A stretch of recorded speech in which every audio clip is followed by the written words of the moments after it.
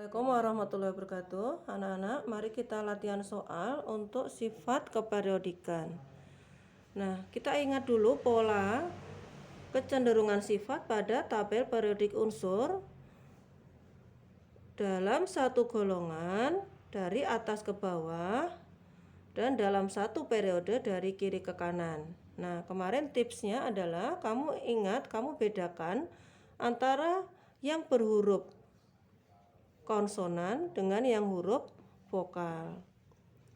Kalau yang huruf vokal dari atas ke bawah, energi ionisasi, afinitas elektron, elektronegatifan makin berkurang atau makin kecil.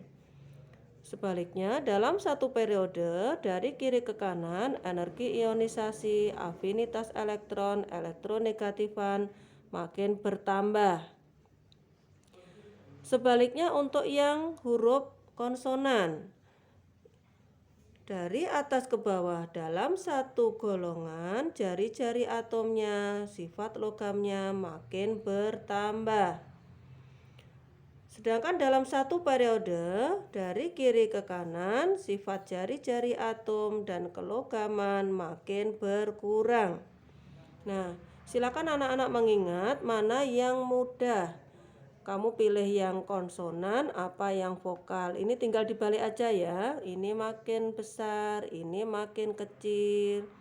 Ini makin kecil, ini makin besar. Silakan kamu mengingat ya, salah satu saja diingatnya. Sekarang kita membahas latihan soal. Untuk unsur X, Y, dan Z memiliki nomor atom 5. Ini punyanya X, 9 punyanya Y, dan 20 punyanya Z. Urutkan 3 unsur tersebut menurut kenaikan jari-jari atom dan kenaikan energi ionisasi. Untuk tipsnya, Ibu punya 4 langkah, yaitu yang pertama, tentukan golongan dan periode masing-masing X, Y, dan Z. Kemudian buat pemetaannya, semacam ini pemetaannya kita buat seperti tabel. Kemudian langkah ketiga, bagaimana pola kecenderungan sifatnya? Seperti inilah pola kecenderungan sifatnya. Kemudian langkah berikutnya, bandingkan dan berhasil ya. Sekarang kita tentukan dulu golongan dan periodenya. Untuk X, nomor atomnya 5, berarti untuk konfigurasi kalian boleh menggunakan konfigurasi Bohr ataupun konfigurasi Aufbau.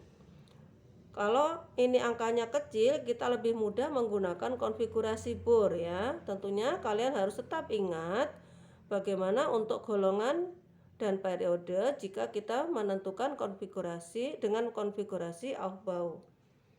Ini nomor atomnya 5, berarti di sini 2, berikutnya 3. Elektron valensinya 3, elektron valensi 3, berarti menunjukkan dia ada di golongan 3A.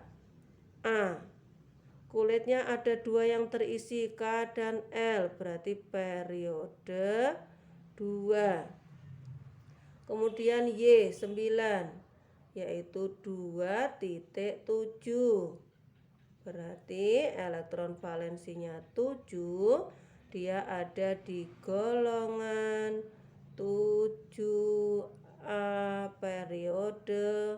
Kulitnya ada 2 yang terisi, K dan L, berarti periode 2. Kemudian 20, berarti 2, 8, 8, 2. Ini golongannya, berarti kita lihat dari elektron valensi, berarti golongan 2A, periode KLMN, kulitnya ada 4, berarti periode 4. Nah, kita berhasil di langkah pertama. Sekarang kita lanjutkan ke langkah kedua, yaitu membuat pemetaan.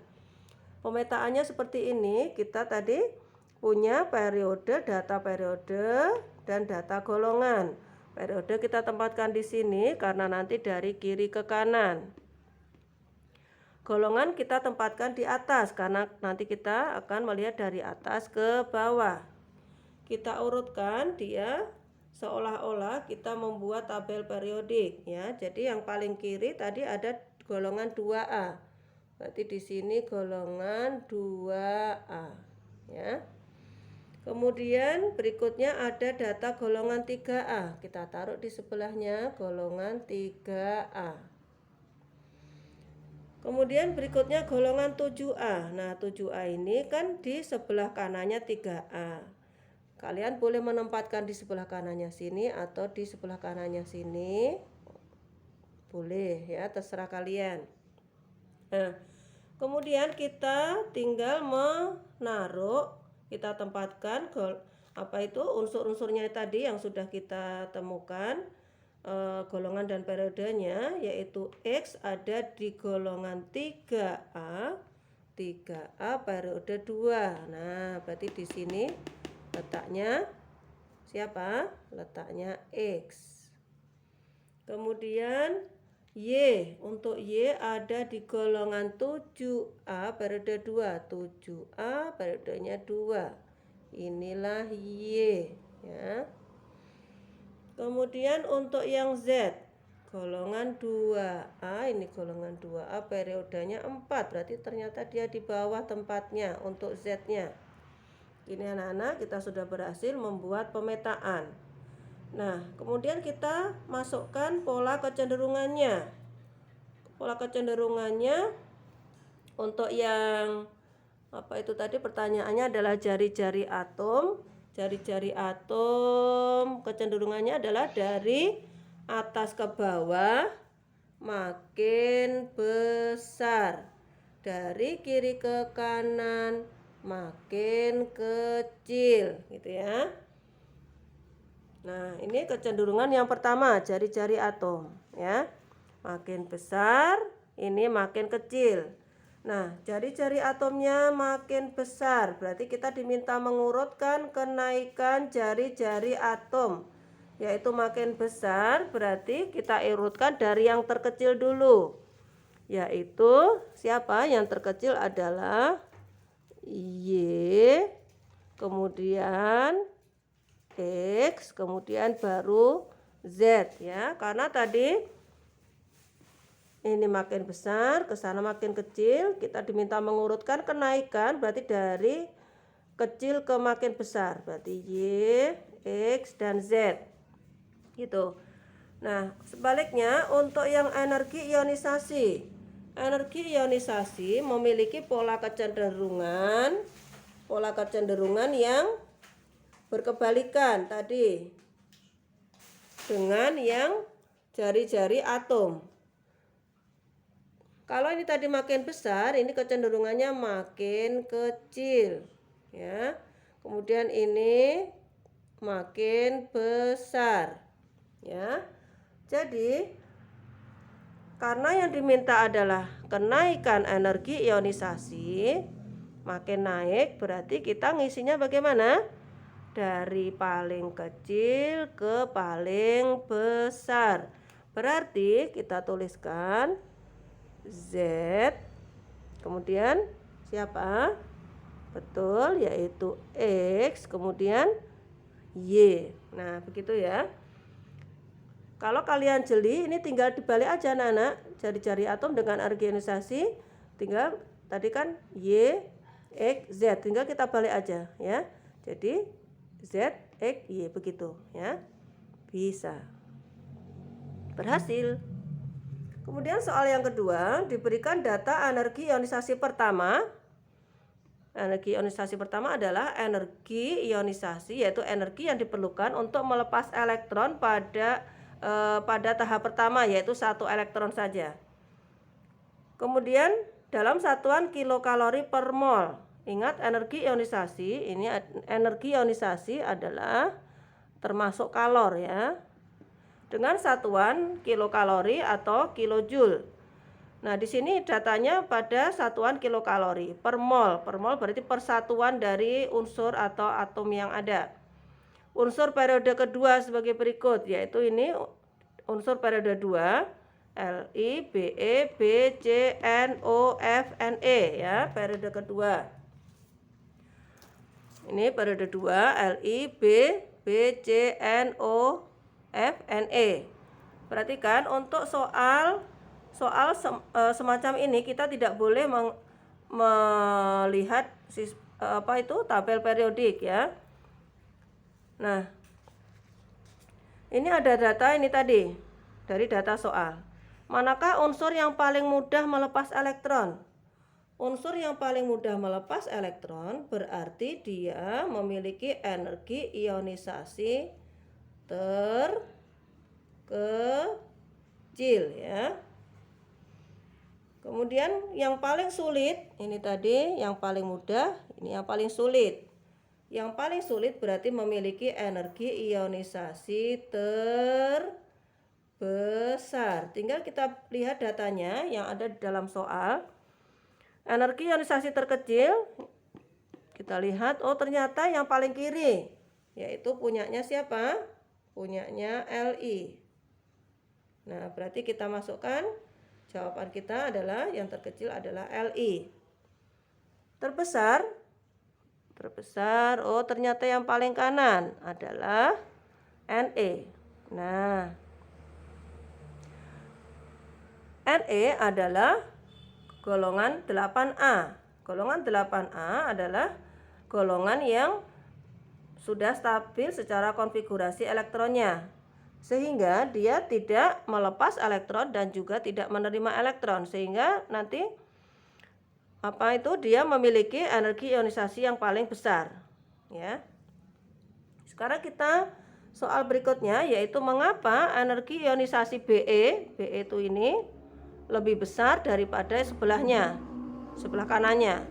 Kemudian N lebih besar dari sebelah kanannya. Padahal seharusnya energi ionisasi dari kiri ke kanan makin besar ya. Tapi kenapa kok ada penyimpangan semacam ini? Ya. Kemudian untuk energi ionisasi dari Be lebih besar itu ternyata kita lihat dari kestabilan konfigurasi elektron dari Be itu ternyata lebih stabil daripada yang B ya. Kemudian N itu juga lebih stabil daripada O. Nah, kita lihat kenapa lebih stabil. Ternyata untuk Be dengan nomor atom. Nah, ini terpaksa kita lihat tabelnya karena kita di soal ini tidak ada data nomor atomnya. Berarti kita lihat nomor atomnya Be, kemudian N nomor atomnya 7 ya. N nomor atomnya 7. Berarti kita menggunakan 1s2, 2s2. Kemudian ini 1s2, 2s2, 2p3. Nah, kita coba gambarkan diagram orbitalnya. Ibu gambar yang paling luar saja ya, yaitu di sini punyanya S, ini punyanya P. Nah, kalau kita isikan elektron yang ada di orbital paling luar, di sini berisi 2. Nah, sudah penuh orbitalnya. Ini setengah penuh karena berisi 3. Penuhnya kan 6. Ini berisi 3. Ternyata konfigurasi yang penuh seperti ini dan setengah penuh seperti ini menyebabkan dia konfigurasinya lebih stabil. Lebih stabil akhirnya menyebabkan elektron yang ada di Be dan juga elektron yang ada di N lebih sulit untuk dilepas. Ini lebih sulit untuk dilepas dibandingkan dengan yang sebelahnya. Karena lebih sulit dilepas, maka dia memiliki energi ionisasi yang menyimpang, yang lebih besar daripada sebelah kanannya, ya. Nah, begitu ya. Kaidah penuh atau setengah penuh ini biasanya ada pada subkulit D. Tetapi ternyata dalam kestabilan untuk subkulit S dan P juga memiliki pola penyimpangan karena dia lebih stabil daripada yang tidak terisi penuh ataupun setengah penuh. Begitu ya anak-anak ya. Alhamdulillah bisa ya. Jadi tolong diingat ini tadi pola kecenderungan sifatnya dalam tabel periodik, kemudian tadi langkah-langkahnya tolong diingat, golongan periode, membuat pemetaan, kemudian pola kecenderungan yang vokal atau konsonan terserah, kemudian berhasil. Alhamdulillah bisa.